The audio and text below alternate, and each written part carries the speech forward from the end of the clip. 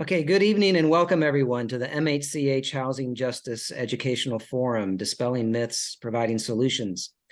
So this evening we have with us Sarah Letts of Hollywood Community Housing Corporation and Charles Loveman of Heritage Housing Partners, who will tell us about the solutions that they are providing to address the housing and homelessness crisis. And we'll also get into some of the myths that get in the way of providing solutions. Before that, however, I'm going to provide a brief reflection and a report on the latest work that's happening at MHCH. So let me begin with this brief reflection, and for that, I'm going to share my screen. And go from the... All right, there you go. So Making Housing and Community Happen is a faith-rooted organization, and we often start our meetings with a spiritual reflection from the faith tradition of whoever's doing the reflection. So I'm providing the faith reflection this evening. I'm part of a Mennonite church. One of the distinctives of Mennonites is that we strive to take the life and teachings of Jesus seriously, not just the crucifixion and resurrection, which are also important. But so here's a bit of Jesus' teaching that I want us to look at this evening. It's from the famous Sermon on the Mount. And it says, do not store up for yourselves treasures on earth where moth and rust consume, where thieves break in and steal, but store up for yourselves treasure in heaven where neither moth nor rust consumes, and where thieves do not break in and steal, for where your treasure is, there your heart will be also. So this idea of storing up treasures in heaven is assumed often by modern 21st century readers to mean something like building up spiritual resources, intangible things, perhaps building character, personal virtue, something spiritual, intangible. But when we track this idea through the ancient Jewish literature of the first century, of the Second Temple period, when Matthew was written, we find that storing up treasure in heaven actually meant sharing with neighbors who are in need, even creating a network of mutual aid. So, for example, Sirach 29, 8-13 reads, "Nevertheless, be patient with someone in humble circumstances, and do not keep them waiting for your act of mercy. Help the poor for the commandment's sake, and in their need do not send them away empty-handed. Lose your silver for the sake of a brother or friend, and do not let it rust under a stone and be lost. Lay up your treasure according to the commandments of the Most High, and it will profit you more than gold. Store up acts of mercy in your treasury, and it will rescue you from every disaster. Better than a stout shield and a sturdy spear, it will fight for you against the enemy." So here we see that storing up treasure means giving to those in need. And those in need are not merely the poor, it does say that, but it is also a brother or a friend. What is being talked about here is a network of mutual aid for the whole community, making us all brothers and sisters, and this protects us from disaster. There are other ancient texts I could get into that would show how all this works, these phrases and everything, but for the sake of time, I have to leave it at that. But affordable housing is a community treasure of mutual aid. I know. We need to think of it this way, so that it's not just about helping other people, but creating an economically and environmentally secure and sustainable community for all of us. We think in terms of, if we think in terms of securing first what we need, and then, if we have something left over, perhaps we can give it to the less fortunate, then we will not be fully invested in housing justice because it's not really about us. But when we realize that we all benefit, that any of us could fall on hard times and need help, that having safe and secure neighbors creates a safe and secure community, and that what we do locally has impacts for the climate and the natural environment, then we will be more fully invested in solutions that work for everyone. There is this myth that housing density puts a strain on natural resources, because more people means more use of resources. But this myth arises from a very narrow view of our situation, where we think by not building housing, people won't move here. It's a very self-protective attitude. When in fact, what happens when we don't build enough housing is that people who live here get displaced by rising housing prices caused by a shortage in the housing supply. And wealthier people move in, and we keep the very expensive, low-density neighborhoods, perpetuating suburban, sprawling, car-centric neighborhoods, rather than building higher density, more diverse neighborhoods that are walkable and bikeable, neighborhoods where public transit is viable and people use it. Higher density is actually more financially and environmentally sustainable and can allow for more green space and parks and public areas. And so MHCH, we take every opportunity to get people off the streets, to produce affordable housing, to protect tenants, and to create a secure and sustainable community for everyone. So now I want to talk about what's happening at MHCH. This is a quick review of our work, our recent reports. So making community happen. First, who we are. We have a very small staff. We only have 4 part-time paid people, like 2 of them are only 4 hours a week, very small part-time paid staff. And Jill and Anthony work full-time for free, that we don't pay them. But we do have tons of volunteers on our 4 teams and who write letters and do testimony at city meetings and other things. And so what I'm going to talk about is mostly the people that work on our 4 teams, the 4 teams and the work they do. So first, the Safe Parking Committee. So there are about 15,000 people living in their vehicles in Los Angeles County. But until a couple of years ago, there was no safe parking program in the San Gabriel Valley. But we started one, and we did it with Trinity Lutheran Church here in Pasadena, which is the host, and Foothill Unity Center, which provides the services. So in this pilot program, we have 6 safe places to park. We have access, the parkers get access to a bathroom in the church. They get case management services from Foothill Unity Center, mental health treatment. They get referrals to things like job placement and permanent housing. So some people have actually been permanently housed through this program. Now, there are 6 current parkers, so we're full, and there are about 50 people on the waiting list. 2 parkers that are currently there waited for a year to get in. So we need more sites. So we currently have a campaign to get to change the zoning for churches in Pasadena so we can have more sites in Pasadena. But we're also looking for sites throughout the San Gabriel Valley. If you want to join this team, contact Wendy McGrail. That's Wendy, BMCGRAIL @gmail.com. That's if you want to join the team. If you know someone who's living in their vehicle and you want to make a referral to the program, contact Catherine at Foothill Unity Center. Her email is AmeriCorps3@FoothillUnityCenter.org, AmeriCorps3 at FoothillUnityCenter.org. That's if you know someone who's living in their vehicle and needs you want to make a referral to the program. So next is our congregational land team. This team consults with congregations to build affordable housing. So this is a team of experts. We have affordable housing developers, a city planner, and others on that team. So they can do feasibility studies, write a request for proposal, help interview developers. And this is all free because it's grant funded. But we need congregations to show commitment to the process. 75 congregations, at least 75 throughout Southern California, have shown interest.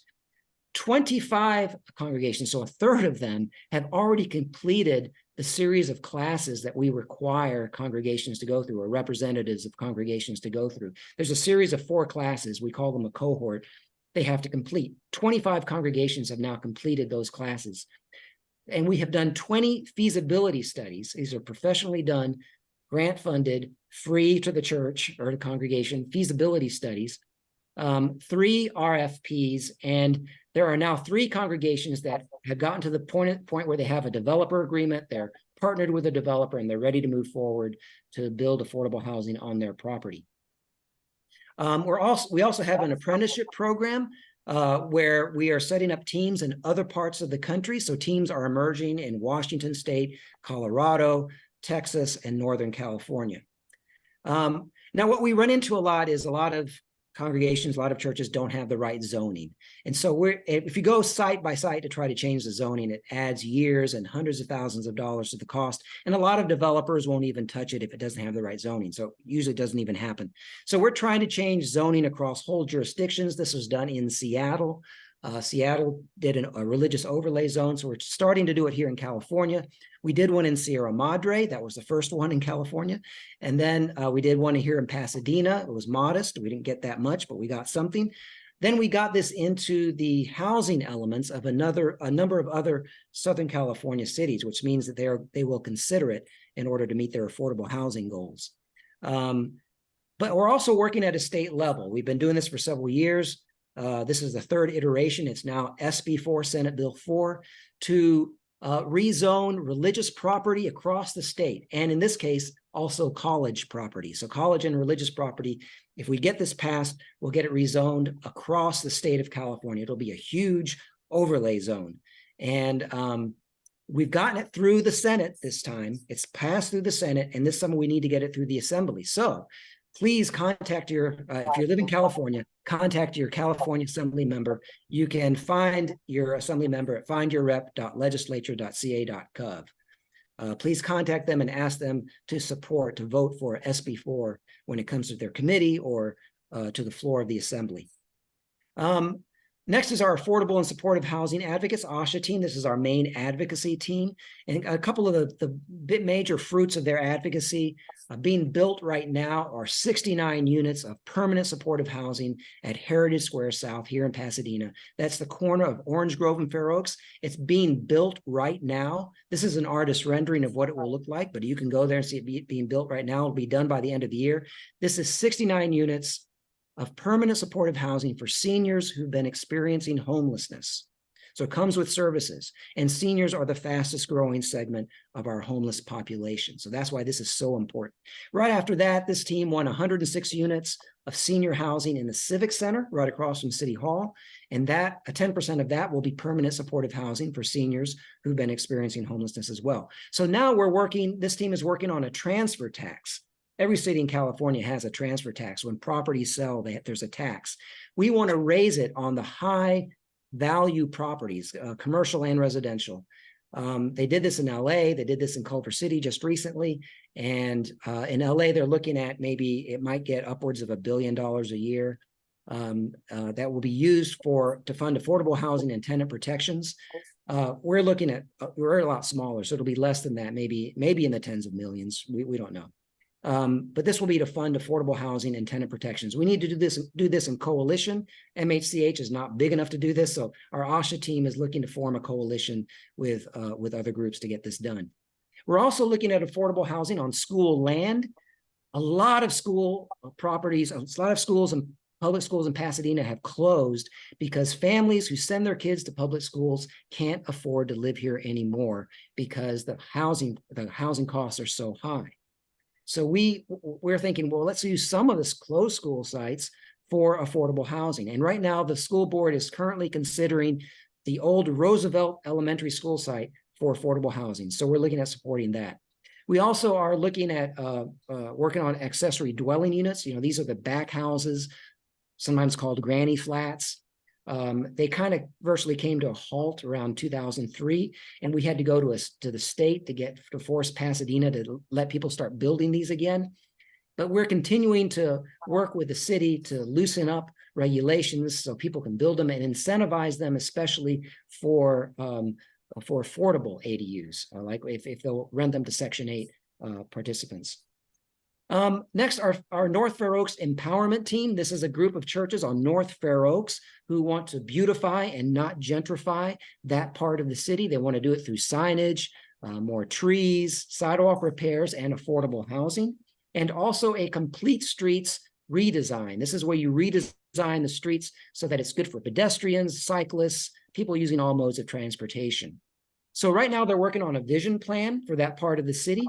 The vision plan is to help shape the city's specific plan for North Fair Oaks. The city has specific plans for certain parts of town, and they're working on one now for North Fair Oaks. So we want our vision plan from this team to influence that. So the next vision plan meeting will be at the Boys and Girls Club, July 12th, 6 p.m. And the topics will be economic development, land use, and zoning. We also have more than 20 congregations that participate in MHCH. If you want your congregation to be part of the network, contact me, Bert Newton, by email, bert@makinghousinghappen.org, or my phone number is 626-993-7958. Call or text. One more thing I want to mention is we do one-day Housing Justice Institutes. These are city-specific. It takes months of preparation. Jill and her team go into a city And like they're doing one in Long Beach and one in Fullerton right now. They meet with faith leaders and community leaders for months to learn about the history of the city, learn what has worked, what has not worked in housing, what could work. And then they have a one-day institute where they bring a bunch of people together to learn and network. And the idea is that they leave behind a local housing justice group like MHCH in that city. So it's a way of like replicating ourselves. If you want to have a one-day housing justice institute in your city, contact Jill Shook, Jill@makinghousinghappen.org or .com. She has both of those. Jill@makinghousinghappen.org. So that is what is happening at MHCH. So now we want to get to our first speaker, our main speaker. One of our two main speakers. The first one is Sarah Letts. Sarah is the executive director of Hollywood Community Housing Corporation and has over 30 years of experience in development and financing of affordable rental housing. Since joining HCHC, Hollywood Community Housing Corporation, in 2016, she has directed the organization towards significant growth and is implementing a strategy priority to increase the supply of affordable housing and permanent supportive housing throughout Los Angeles County. Prior to joining HCHC, she was the executive director of another affordable housing developer called Community Corporation of Santa Monica. She also spent 11 years at Fannie Mae, where she invested over $2 billion, with a B, billion, in 300 plus apartment buildings financed with low-income housing tax credit equity. She earned her degrees in economics and political science from Stanford University and a master's degree in urban planning from UCLA. So welcome, Sarah. Take it away. Well, thank you. I feel tired hearing all that work. You're amazing. Anyway, I'm just kidding. Let's see. Do you mind bringing up the PowerPoint?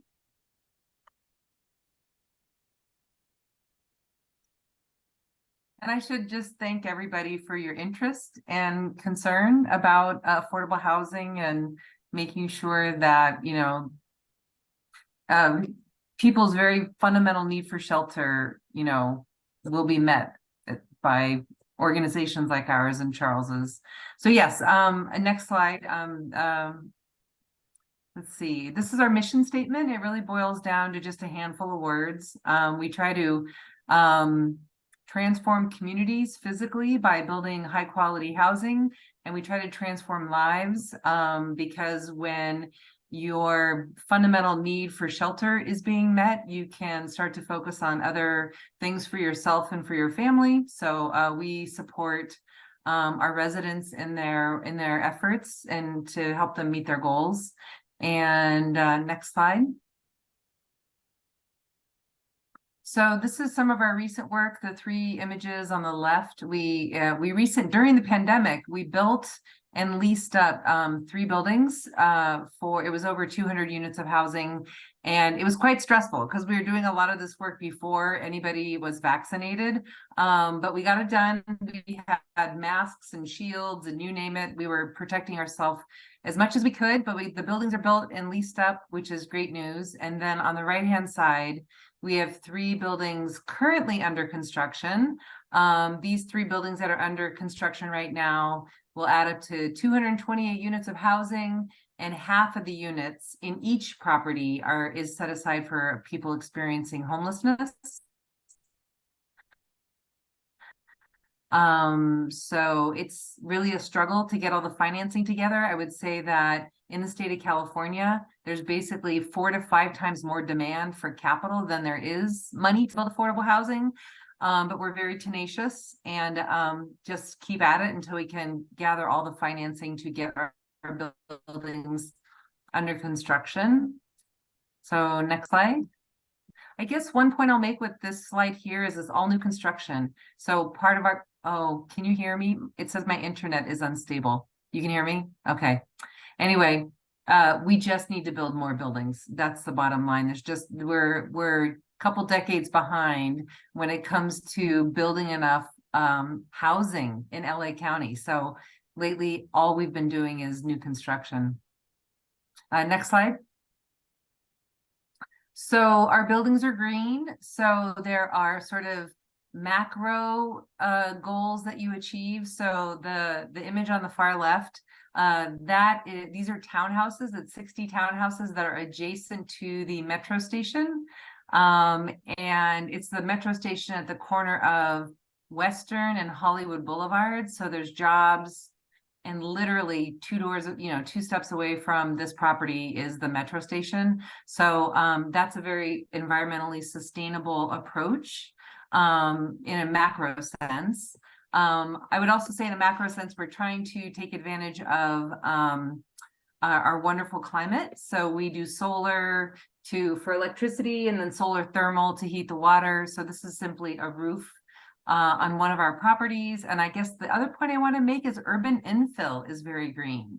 So when you're doing urban infill, you're not contributing to sprawl, and you are taking advantage of the existing infrastructure. So plumbing, electricity, sidewalk, streets, it's better really to do from an environmental standpoint. Urban infill is a smart approach. And then on a more micro level, so for properties and for the individuals living in the properties, we try to, low flow everything. So we're trying to minimize, how much water is being consumed. And that is good for the residents because the low income and formerly homeless people living with us have smaller utility bills. So that's a positive. And then now we are only doing all electric. So a lot of our existing housing does have gas, but all of our new buildings are 100% electric. I was listening to the radio this morning, and so turns out that your gas stove is not necessarily healthy for individuals. So we were doing all electric even before we knew about these studies, but yeah, so our buildings are all electric. So there can be a health benefit from things like that. And we always go for like LEED Platinum in terms of the level of sustainability for our properties. And if we don't, sometimes we land on LEED Gold, but we're always aiming high to make sure that our buildings are very environmentally sustainable. Next slide. So resident services, these are just some examples. Education, creating opportunity. So we have our former board chair is a very generous person who still gives us a lot. He funds everything with our books, backpacks, and Bright Futures program. So pretty much when children needed laptops during the pandemic, he helped us buy 71 laptops. Every year, as many kids turn out for the book fair, he buys all the books. For adults, we have ESL and GED classes. Every single week, we operate a food pantry. And we also offer life skills classes, which are sort of a generic term.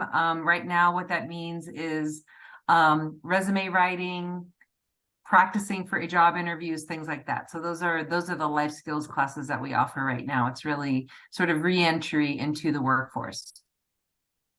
Next slide. So I guess, part of it, there are a lot of myths that sort of take on a life of their own and they're hard to dispel. But I've been to, I don't know, at this point, hundreds and hundreds of community meetings in all the neighborhoods where we work to develop new affordable housing. And a lot of neighbors, we often abut a single family neighborhood. And a lot of neighbors come out and say, hey, you're going to lower my property values. But luckily, there's tons of data, like with Trulia is an old data source and Zillow is a newer data source, but they've studied that when you build high density, like I'm not exaggerating when I say our 4-story, 60, 70, 80 unit apartment buildings literally abut single family neighborhoods.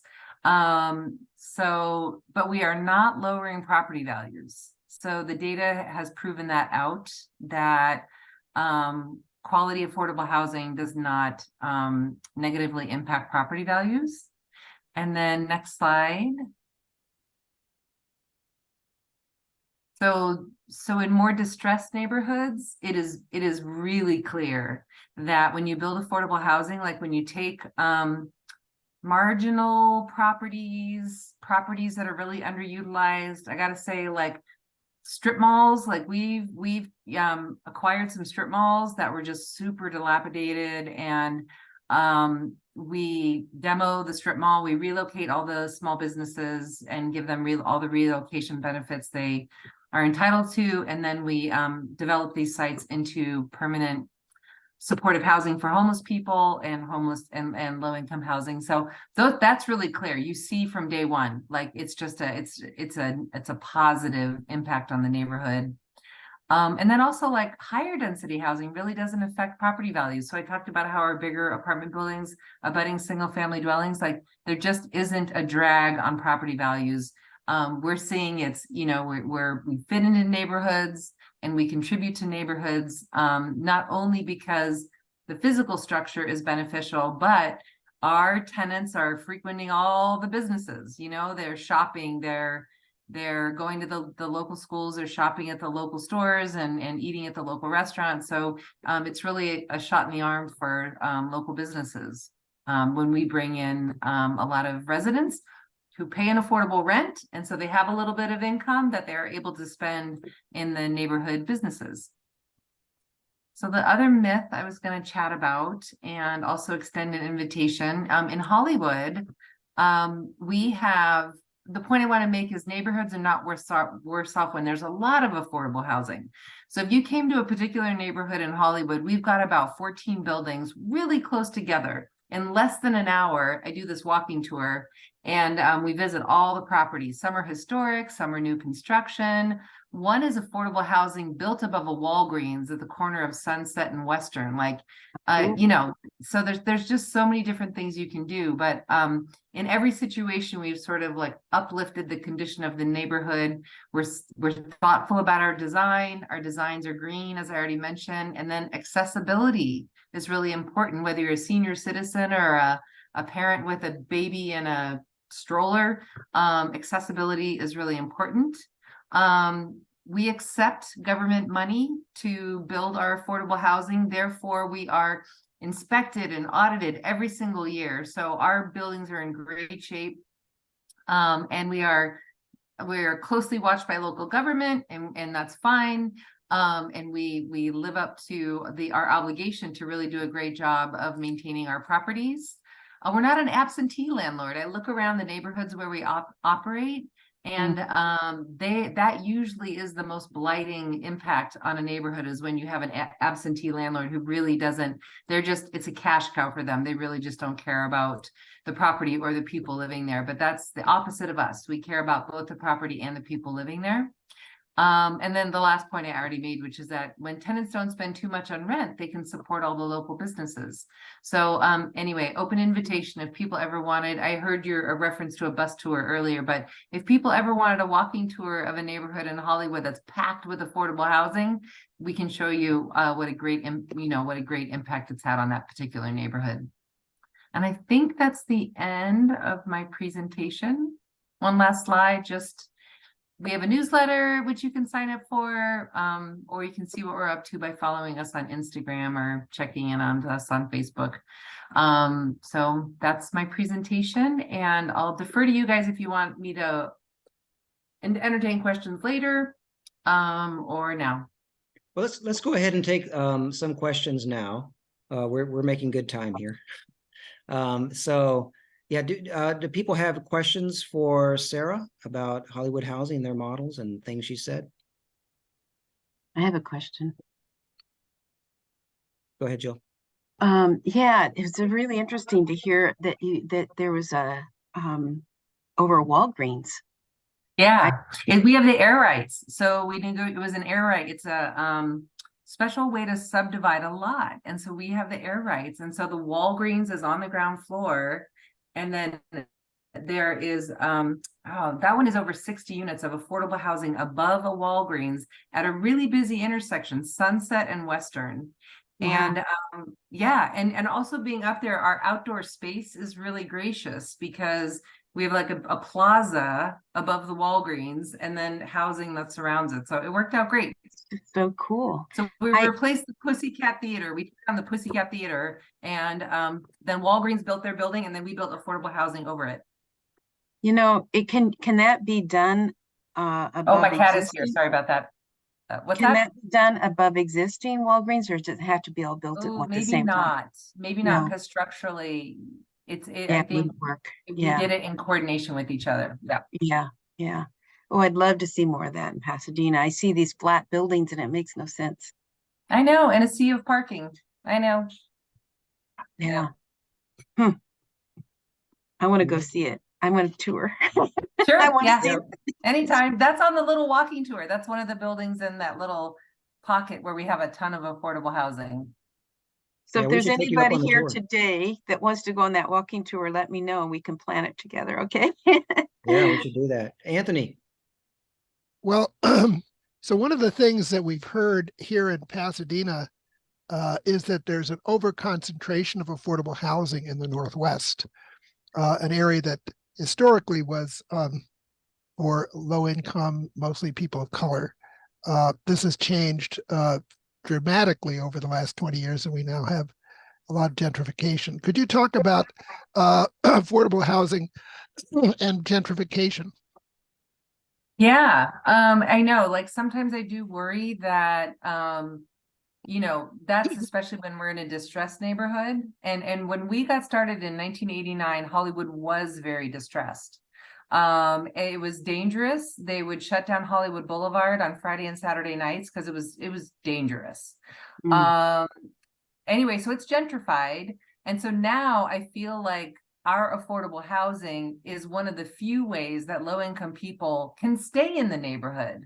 So I don't know how to reconcile the two things in my mind, because to some degree, when affordable housing was part of the strategy to stabilize a very distressed neighborhood, i.e. Hollywood, ultimately it became a resource for low income people and a way for them not to be entirely pushed out of the neighborhood. So Anthony, I kind of feel like both things happen. Maybe at different times, maybe simultaneously sometimes, but both things happen where it does cause a little gentrification, but it also does create, for at least 55 years, this affordable housing resource. I view affordable housing as infrastructure. So, food and shelter are two of the most fundamental things that human beings need. So to the degree local government is creating an infrastructure of affordable housing, it's really important. Just like, local government is building schools to educate people. I think they need to play a bigger role in building affordable housing as part of any urban environment, any community's infrastructure. So I have another question. Since that you see it personally as infrastructure, does the government see that? I know this infrastructure. Some do, some funding. don't. Like I've heard Kamala Harris reference it as infrastructure. So some do, some don't. Yeah. But the funding that just got passed, with Biden, would that apply to this? It would I don't think depend. so. Nope. I think it's the So. more traditional idea of bridges and roads, things like that. Okay. Mm-hmm. Yeah. Any Can other you- questions from people that aren't MHCH staff? I have a question. Yeah. We have a proposed project out in San Dimas right now, and we're getting real pushback from the community because they're worried about safety issues, long-term, issues with the new complex or community in the area, and we just don't seem to be able to get them to understand the positivity in these communities. How best can we do that?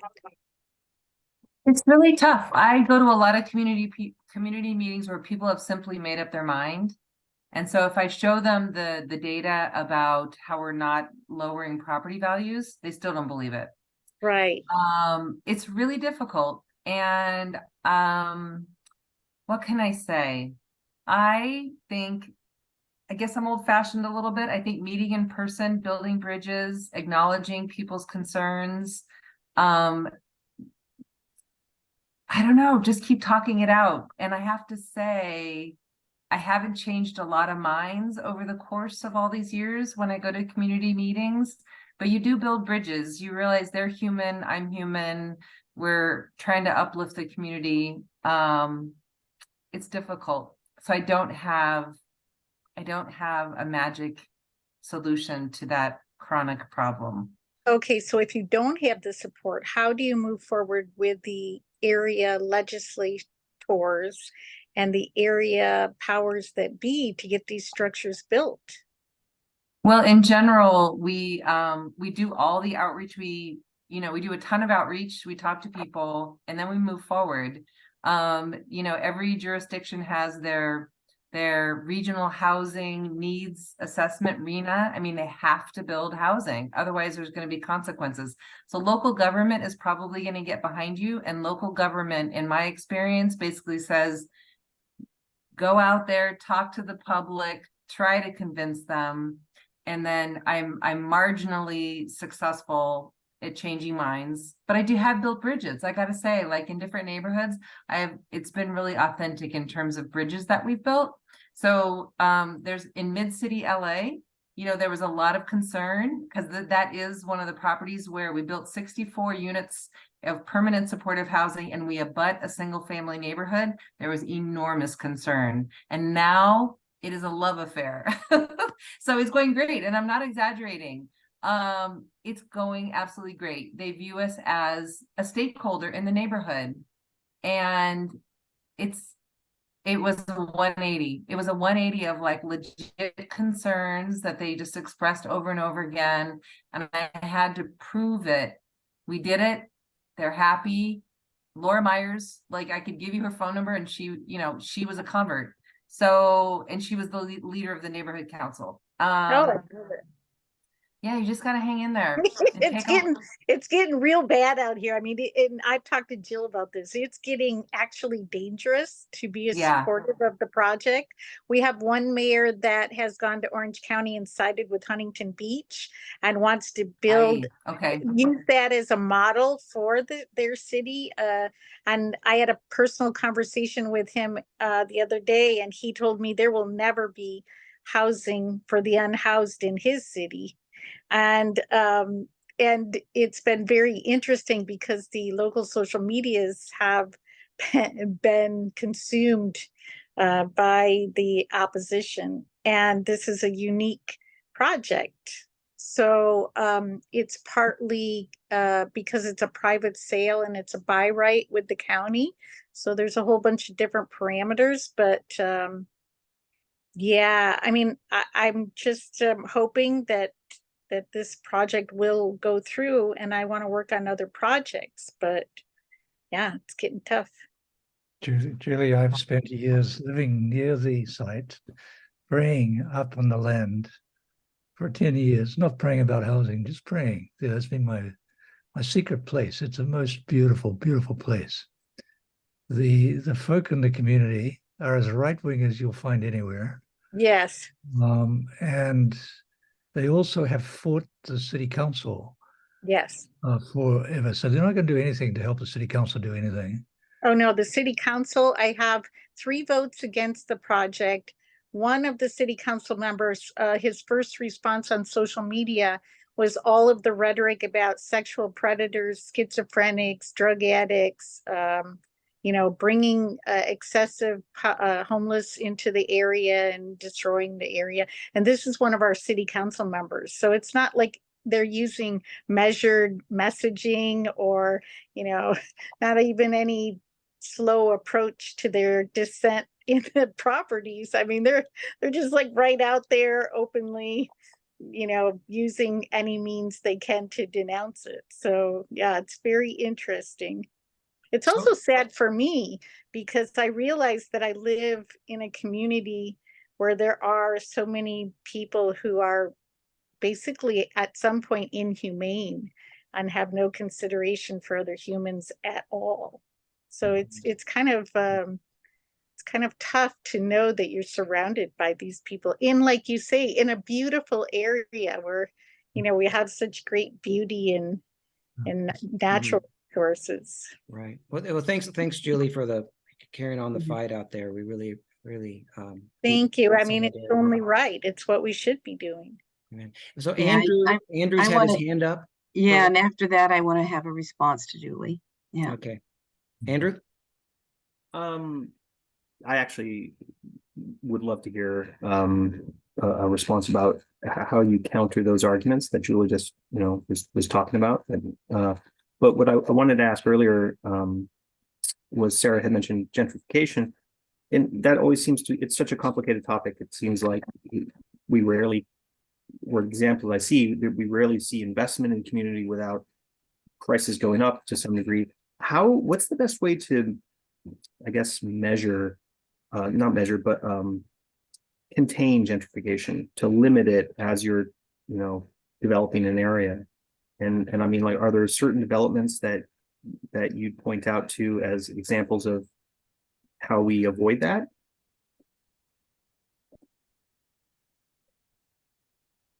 That's a question for Sarah, right? That was a question for Sarah. Yeah, Did Sarah fall off? I think she's gone. I wonder if Yeah, I she's think been having internet struggled trouble. with her internet. Yeah. Private space. Yeah, Oh, man. I wouldn't love to hear her answer on that. that's one of the other $1 million questions. Yeah. There we go. Oh, here's Sarah. She came back. Andrew, you might need to repeat your question so Sarah can hear it. Yeah, I was just thinking that. Sarah, if you're there. I'm Oh. here. I lost my internet connection. Sorry about that. No problem. Yeah, what I was asking about was gentrification, and how do you limit it? How do you minimize gentrification? When you're looking at all these different housing developments, you mentioned that you kind of can't avoid some degree of gentrification when there's development coming in. What are the ways you've seen mitigate that? Is there anything that comes to mind, like best practices? Gosh, that's a good question.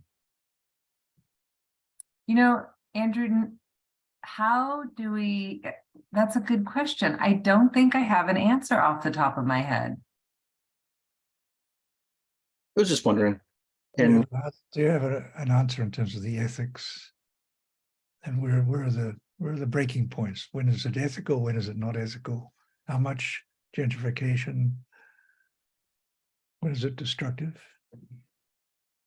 Yeah, when is it destructive? I guess I think I need to think about this more. It's complex questions in the sense that to some degree, the market, right? It's hard to control what other people are going to do. Like if you're uplifting one distressed property and it has a ripple effect. Yeah, it's a good question. Maybe when it starts oppressing people again. It's after the fact, right? Yeah, let me just respond quickly because I just so appreciate this conversation, and I love Viv. It's so fun to see you on this call. Thanks for joining us tonight. But I know one of the big movements in the city of Pasadena and many other cities now is rent control. So it provides some level of preventing rents from going exorbitantly high. It gives some level of stability of the cost of housing increasing too dramatically. But that's only deals with rental housing. But in answer to what Julie was saying, how do you counteract when you've got 3,000 people showing up like they have in her area fighting this? We need to mobilize. And that's why we mobilize. Bert is our organizer. He's done a great job mobilizing people to show up.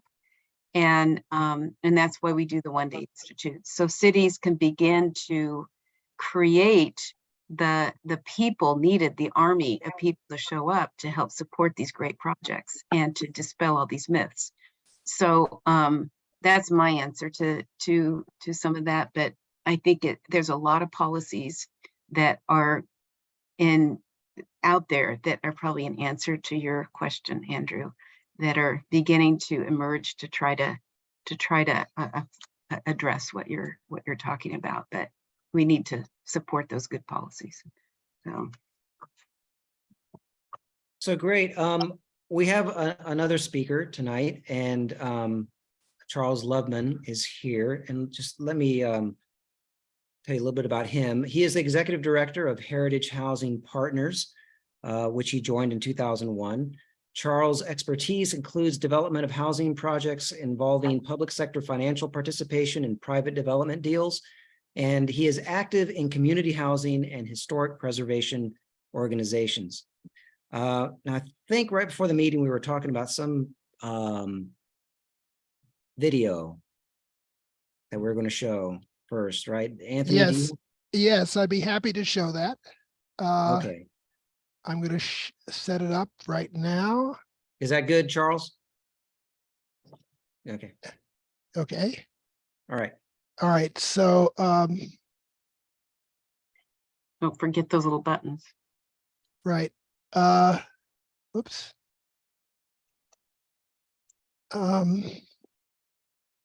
Video Oh, over here, screen. this is it. Oh, Yes, okay. there it is. Okay. Let me know if you can hear it. Heritage Housing Partners is a nonprofit affordable housing developer based here in Pasadena, founded in 1998. We have an approach to development where we strengthen neighborhoods through affordable housing. We take our design cues for the architecture of our projects from the architecture of the surrounding neighborhood. We try and make sure that our projects fit within the communities where we work in terms of the scale and size of what we do, in terms of the design, and in terms of the folks that we end up housing in the communities that we create. We are somewhat unique in the world of affordable housing because we are exclusively an affordable homeownership developer. In the affordable homeownership space, it's really just Heritage Housing Partners and Habitat for Humanity. Because it's homeownership, we think we build a better product.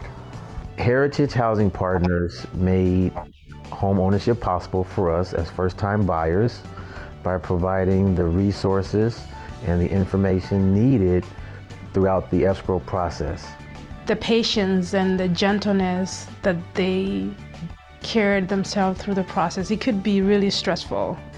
The way they manage that stress is impeccable. More than anything, I was proud of my parents. I was proud that they went through this process knowing that it was not easy, knowing that there was a lot of, tribulations, there were some stumps in the road, but still they got through it and they made the most out of it, and now they're homeowners, so couldn't be more proud of them.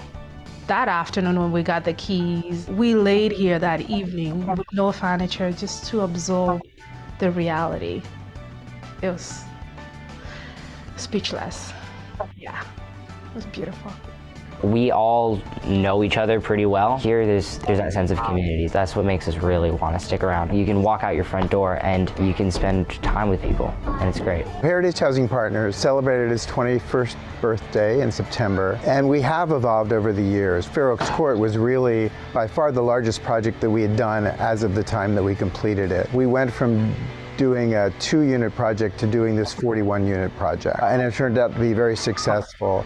It also provided all the sort of what I like to describe as the DNA of Heritage Housing Partners. New construction with historic preservation, lots of open space for kids to play in, and then mixed income. So here at Fair Oaks Court, we have low-income households, moderate-income households, middle-income households, and market-rate buyers, all living side by side. The passion comes from trying to build the best possible unit that we can build for our low and moderate income home buyers. The demand is just overwhelming, so we try and basically house all types of households.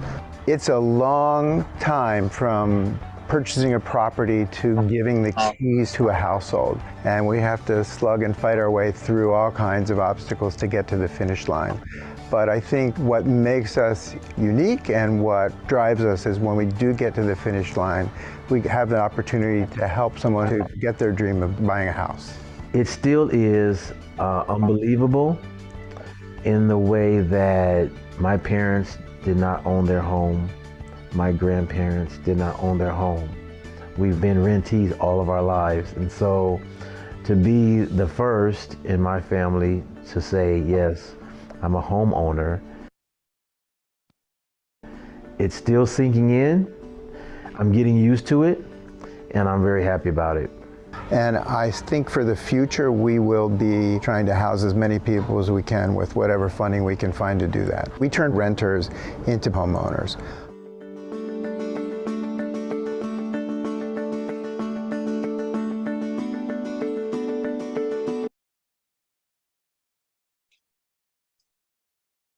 Wow, that's a great video.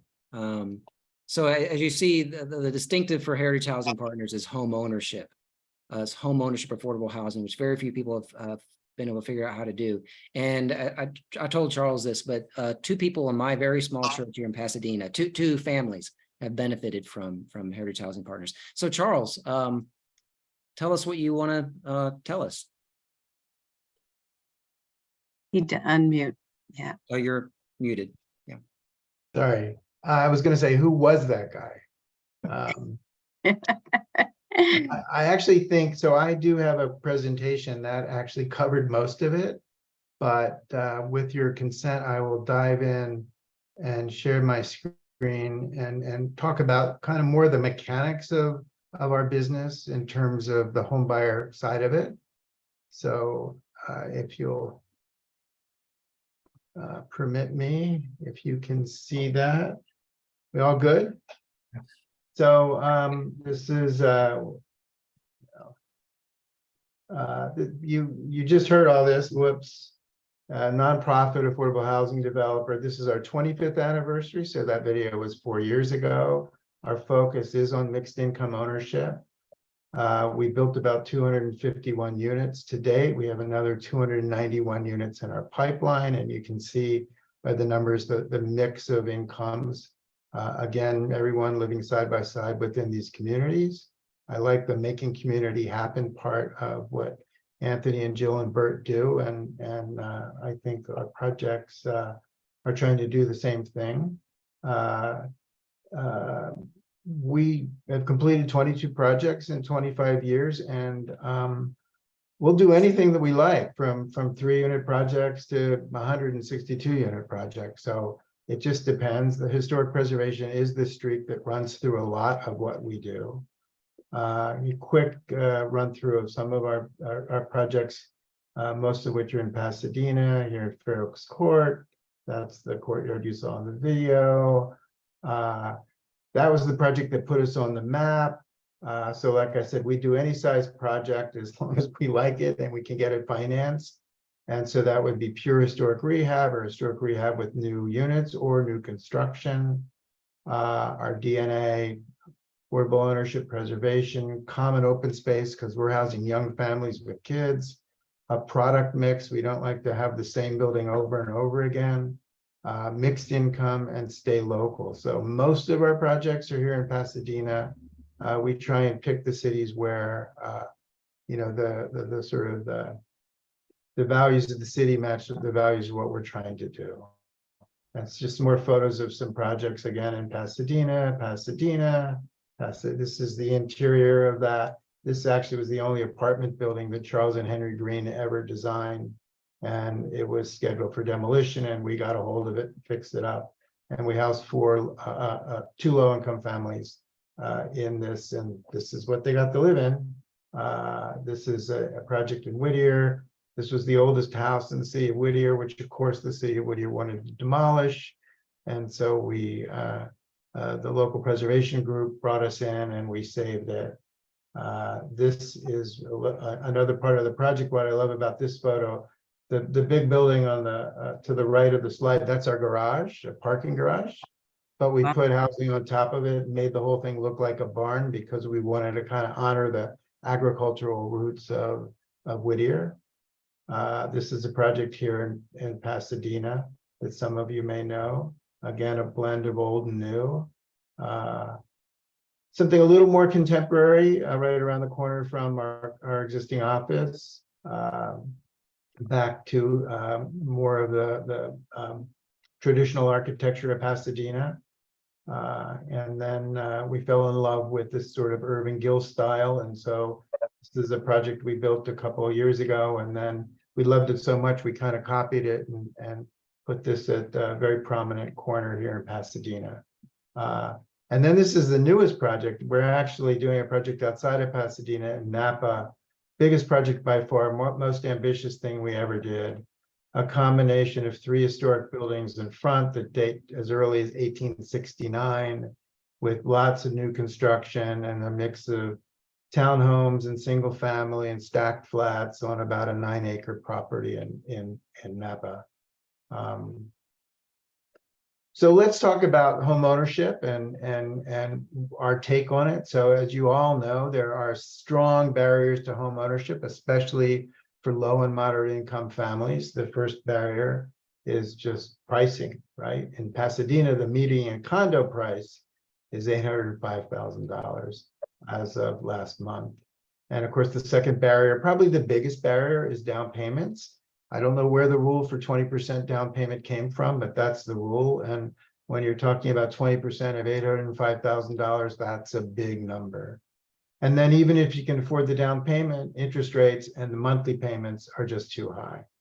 So our response to that is, well, we sell units to low, moderate workforce or middle income first-time home buyers at prices that range from $375,000 to $750,000, depending upon your income. So we get past the first barrier of prices because we get subsidies and we sell at low prices.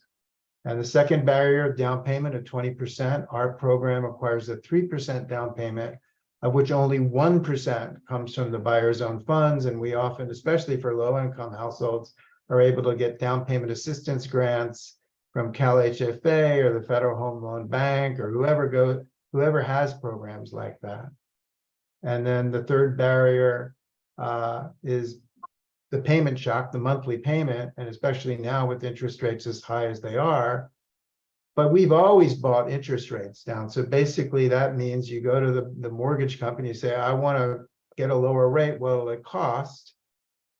And know that a 1% decrease in interest rate increases the price that a buyer can pay by 10% without changing the monthly payment, because the interest rate piece is smaller, so the monthly payment stays the same. But why is that important?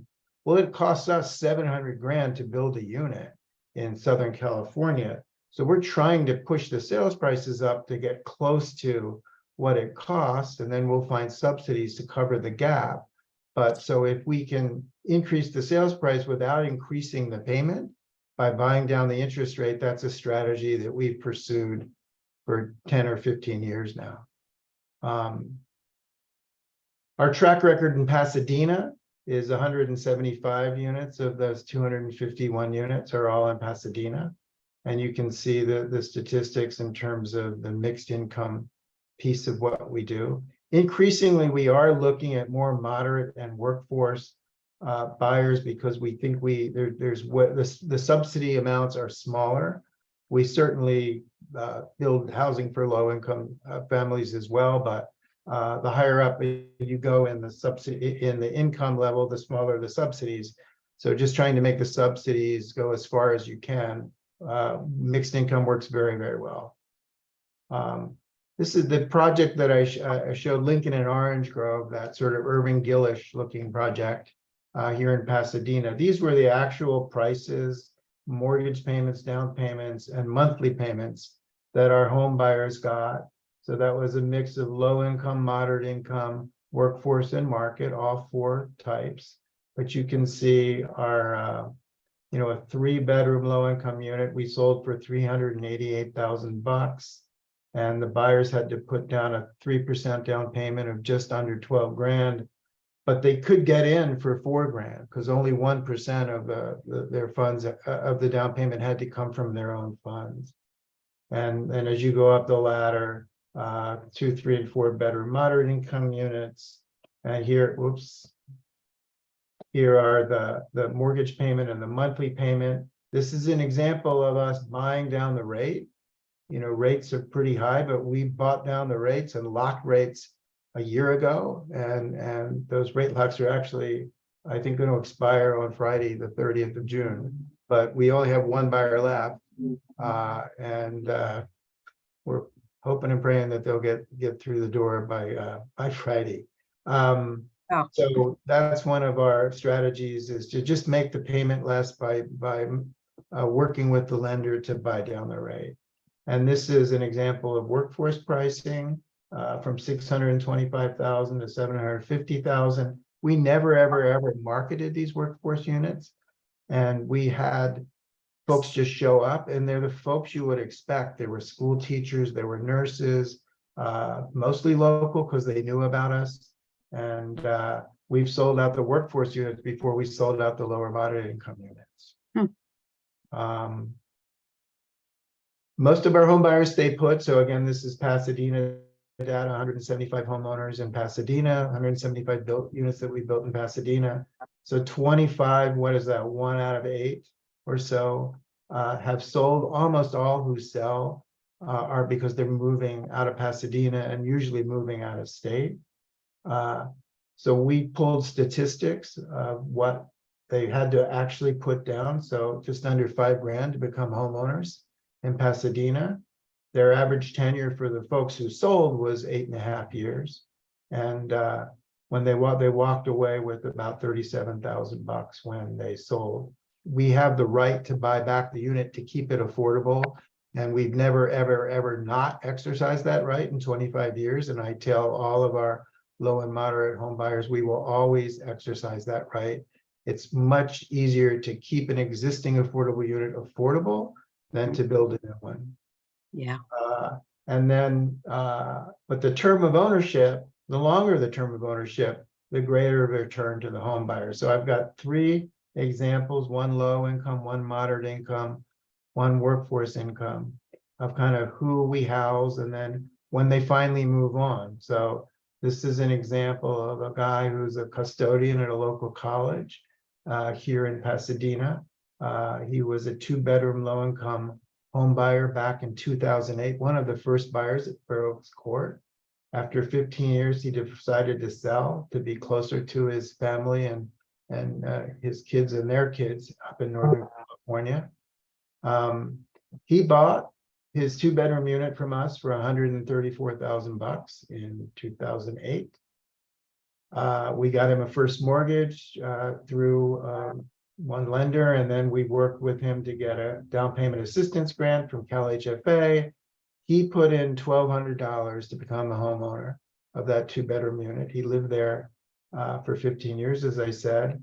We're buying back the unit in July for $311,000, and he's going to walk away into retirement with $170,000 on that $1,200 investment. Wow. So when we all talk about wealth through home ownership and generational wealth, this is it. This is how you do it. And all this guy did was just pay his mortgage, and the way our program works, the mortgage he was paying would have been the same if he were renting in a low-income unit in one of Sarah's communities. This is a moderate income buyer, a school teacher, also teaching at a local high school here in Pasadena. She bought in 2009 and sold 11 years later. Her purchase price as for a 2-bedroom unit as a moderate buyer was $248,000, $249,000. She had enough money for down payment. She actually didn't qualify. All those down payment assistance programs are for low income only, although they're just starting to open the door for down payment assistance programs for moderate income households at about half the amount. So if you can qualify for a $30,000 down payment assistance grant from the Federal Home Loan Bank, they've just started doing $15,000 grants to moderate income households. She sold, like I said, about 4 years ago to move back to the East Coast. We arranged a direct sale. We didn't buy back her unit. We arranged a direct sale with another moderate income buyer. In fact, you know who the moderate income buyer is because you saw them in the video. So this is Maggie and Daryl bought this unit in 2019 for $325,000. And our school teacher, Debbie, walked away with $113,000 as she headed back to Massachusetts. And the last one is a workforce buyer. So this is actually a professor at a local university. We have an arrangement with the university where we help them house their professors, and we price the units based on, is it an assistant professor, associate, or whatever the salary index for their professors are. So this guy came 2 years ago and paid $500,000 for a workforce unit, a beautiful 3-bedroom. This is not even a condo. This is a detached unit. This is interesting in terms of just his structure. He got a mortgage equal to 90% of the price. The university put up 9% and he put up 1%. So that was how we financed that. So he basically became an owner of a beautiful 3-bedroom unit for $5,000. He decided to move back to Texas. I asked him if he wanted psychiatric help, but he said no. And so this is a case, we're not buying it back. We didn't arrange a direct sale, but we're working with the university who is repurchasing the unit for a price of about $550,000. And then come fall, when the new professor comes to Pasadena to teach, they will sell this unit to the new professor. And in the meantime, our friend from Texas, his only memory, or not his only, I'm sure one of his memories of California is going to be the housing market, because he did pretty well in 2.5 years. So that's just kind of the mechanics of what we do, and a little bit of a deeper dive into the numbers for low, moderate, and workforce buyers. So with that, I'll shut up, and I'm happy to answer any questions about the affordable home ownership world. Well, I think that's a great presentation, Charles. Those are great examples of the difference that home ownership makes. And I think that guy going to Texas is really regretting it this week. If you've watched the heat dome over Texas they're experiencing. But He anyway, called Andrew, he called me on Saturday to say, I'm getting my loan in Texas. I really need your help to do this and that. And I said, I just have one. And I said, where are you? He said, I'm at the Dodger game. And I said, I only have one stipulation. If you're rooting for the Astros, I am not going to help you. So Andrew Slocum. Should we stop this? Should we stop the screen share? Sure, let me do that. Andrew Slocum has his hand up. Andrew, do you have a question? Yeah. Hi, Charles. You had mentioned, or at least one of the videos mentioned, that Heritage and Habitat are one of the few groups that do for sale. I guess kind of like a 3-question question. How are these funded? What are the barriers to why there's so few for sale versus how many for rent affordable developers there are?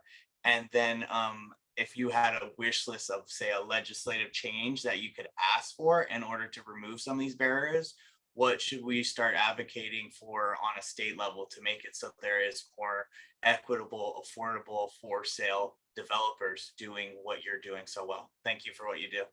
Of course, Andrew, thank you. So give them to me one at a time.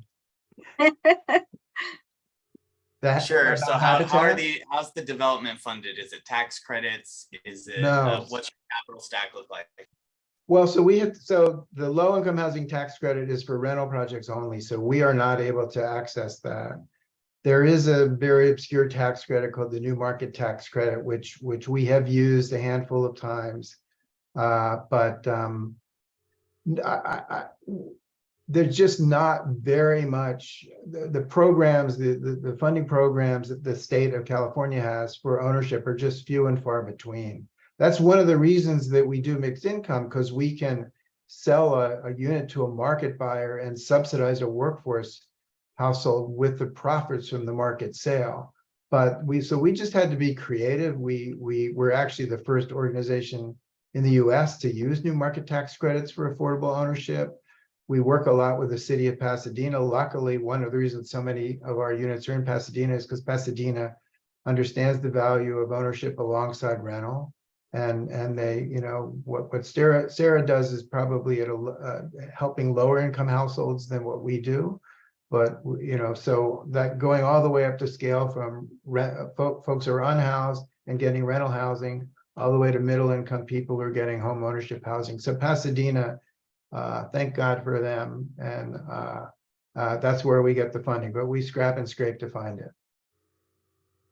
Very good. Very interesting. I thought there'd be more sources. I guess the next question would be, what legislative changes or what barriers would you like to see removed or added on, say, a state level to make it so that what you do is easier, or that more for sale affordable developers want to take on projects like this?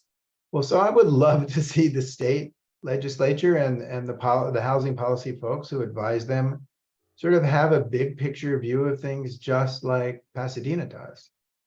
So that would be my fervent wish. It's slowly getting there. There's actually legislation that was passed, I think, 2 years ago by the legislature that instructed the state housing agency, HCD, to make available in every one of their programs ownership opportunities in every one of their programs. And little by little, they're starting to do that.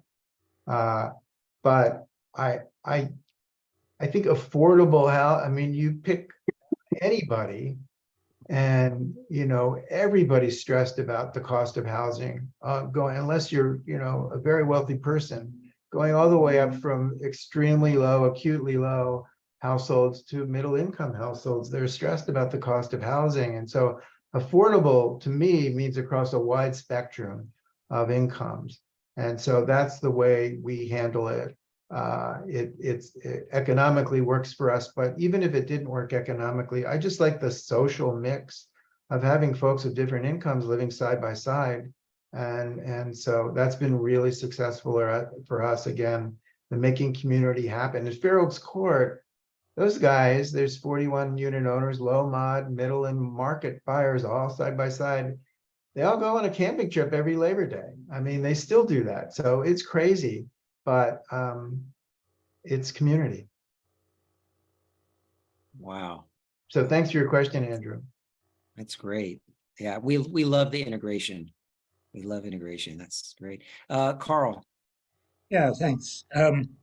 I really enjoyed the presentation and admire the work that you're doing building community around housing. One of the issues that I'm very concerned about with housing is climate related. That has to do with the relative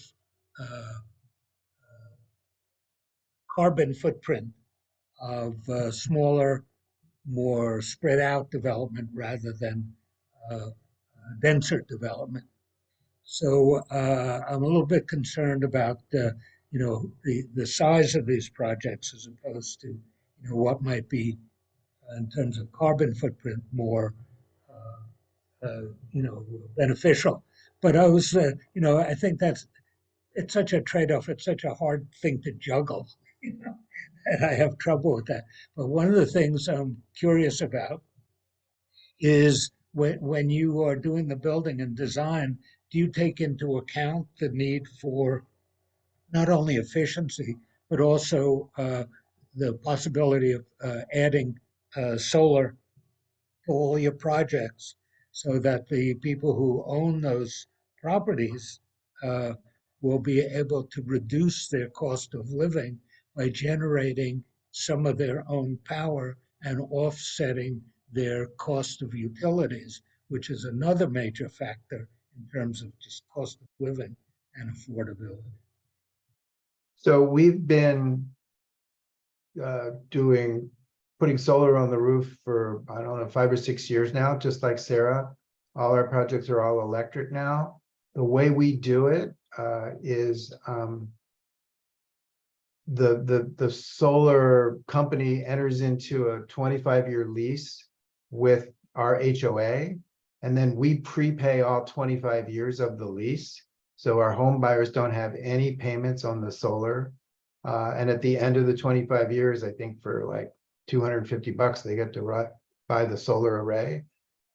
It used to be that we had to do individual solar arrays for each unit, but now it's all one big solar array with the power running through the HOA account, and then with sub-meters being allocated. But so we've been as green, and if you're developing affordable housing in California, whether you're a rental developer or an ownership developer, you know, the Cal Green Code's pretty stiff, and so all of us have to play to that tune. So I was going to be a smart guy and say we don't provide for adding solar by our home buyers because it's there. We have car chargers in the garage. I mean, it's, you know, state of the art as much as any affordable housing project is. Great. Well, that's wonderful to hear. We heard on the 21st from a company in Pomona called CHERP, CHERP, which is a nonprofit solar photovoltaic panel manufacturer. You might want to look at them. They're going to be coming online probably in August, but as a nonprofit, they specialize in providing affordable solar to low-income families. That's great. That's I'm making a note of that. so CHERP Solar.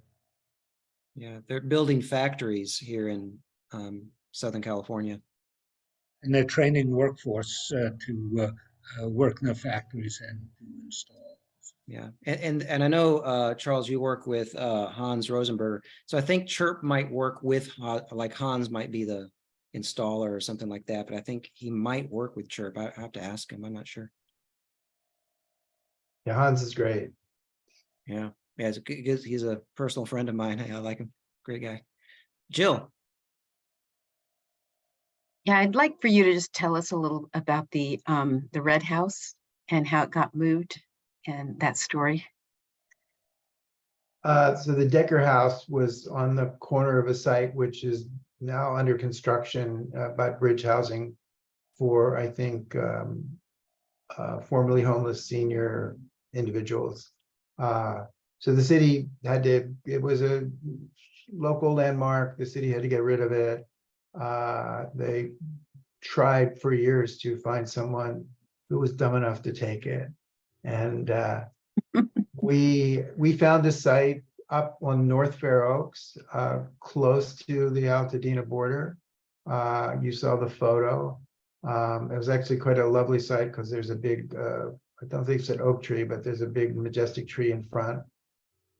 I think we cut it into two pieces, if I remember, and took it up, you know, like they don't let you go out and move houses until midnight.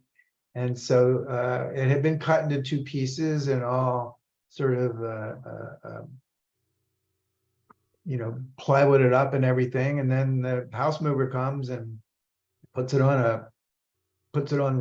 a truck, puts it on wheels. And, you know, it goes about as fast as you can walk. I got a lot of steps in that night, but we moved it in two pieces and then put it back together. We've moved, I think, something like 21 houses over our 25-year history. Wow. I remember seeing it in the newspaper. The green and green one. Yeah. I'm sorry to interrupt. That green and green one that I showed with the beautiful interior, that was cut in half and moved in two pieces. Wow. Yeah. Donna Lee just put a link to it in the chat. Yeah. I think there was a video about it, right? Yeah, there was a TV. We had two stories actually. So Carl, one story, because that was our second solar project and our first all electric project. And so we got some coverage for that. And then we got Spectrum News came and did a story. So these have been a couple of great presentations by people who are doing amazing work. Thank you, Sarah and Charles, for all the work you're doing.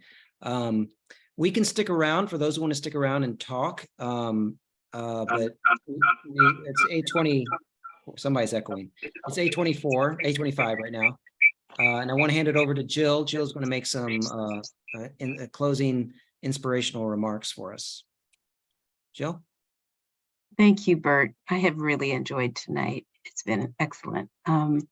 So thank you so much, Charles and Sarah Letts. I think of the work they do I think of them as miracle workers.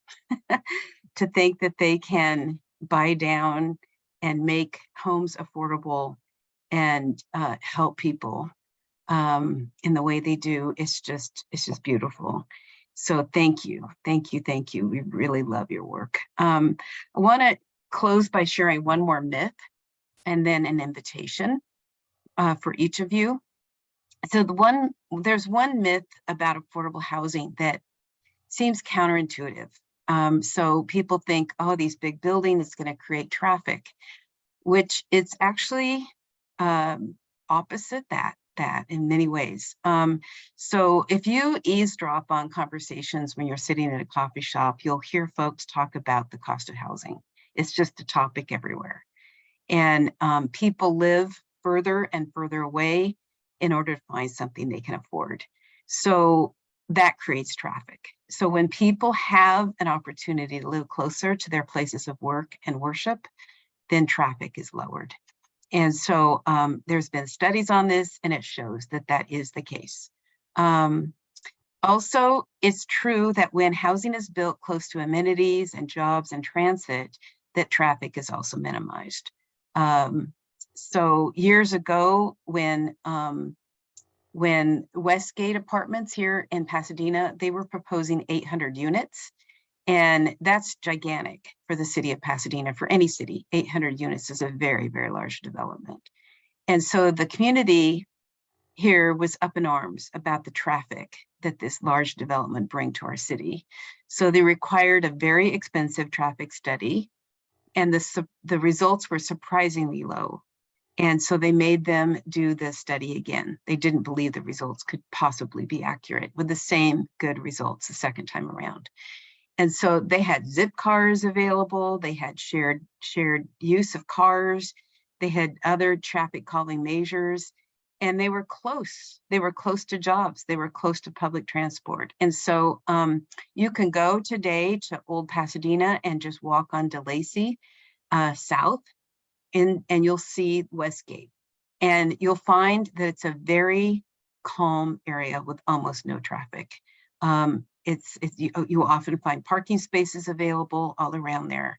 So so those just a little anecdote of an experience that I was part of in that story of when the city was making them do these 2 traffic studies. But so I just think, you know, it is counterintuitive. A lot of times you don't always, it's not what you think, you know. So one other thing that's amazing about the Westgate is that before it was even required by the city to put 20% of their units to be affordable, they did 20%. So in that development, 97% or 97 of those units are affordable. And what's so amazing is that they're indistinguishable from the luxury units that they're next door to. So this is an amazing model because it's so beautiful and people are connected, lower income people are connected both to jobs and neighbors that may have resources. And it truly becomes a model of transformation, both for the higher end people and the lower income people, just what Charles was saying earlier, creating community with those that in a mixed income setting.